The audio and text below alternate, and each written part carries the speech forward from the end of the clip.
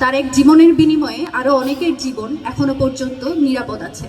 যাদের জীবন নিরাপদ আছে তাদেরকে আমরা সব জায়গায় কথা বলতে দেখি, শহীদ শরীফ ওসমান হাদিকে স্মরণ করতে দেখি, তার কথা বলে ভোটও চাইতে দেখি, কিন্তু তার বিচারের কথা বলতে দেখি না। তো সেই আজাদির লড়াইটা যে আসলে আমার যে নেতা, আমার যে মেন্টর, তাকে কেন্দ্র করে করতে হবে, এটা আসলে আমার জন্য খুবই, এটা তো আসলে বলার মতো অপেক্ষা রাখে না, যেটা আমার জন্য কতখানি কষ্টকর। এ ব্যাপারে আমি কথাও বলতে চাই না। তবে আক্ষেপের ব্যাপার হলো শহীদ শরীফ ওসমান হাদিকে সকলে স্মরণ করে, সকলে তার কথা বলে, তার সিলসিলা জারি রাখার কথা বলে।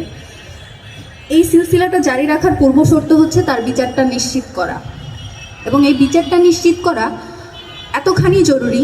আপনারা এটা সকলেই জানেন, শহীদ শরীফ ওসমান হাদি শহীদ হওয়ার মাধ্যমে আরও অনেককে বাঁচিয়ে দিয়ে গিয়েছেন। তার এক জীবনের বিনিময়ে আরও অনেকের জীবন এখনো পর্যন্ত নিরাপদ আছে। যাদের জীবন নিরাপদ আছে তাদেরকে আমরা সব জায়গায় কথা বলতে দেখি, শহীদ শরীফ ওসমান হাদিকে স্মরণ করতে দেখি, তার কথা বলে ভোটও চাইতে দেখি, কিন্তু তার বিচারের কথা বলতে দেখি না। তো এটা আমার আক্ষেপের জায়গা। যেহেতু এখানে অনেক মিডিয়া আছে, তার থ্রুতে আমি জানালাম যে আপনারা যতবার শহীদ শরীফ ওসমান হাদিকে বেচার পাশাপাশি তার বিচারটাও দাবি করবেন। এটা আপনার জীবনের জন্যই বেশি জরুরি, বাংলাদেশের স্বাধীনতা সার্বভৌমত্বের জন্যই জরুরি।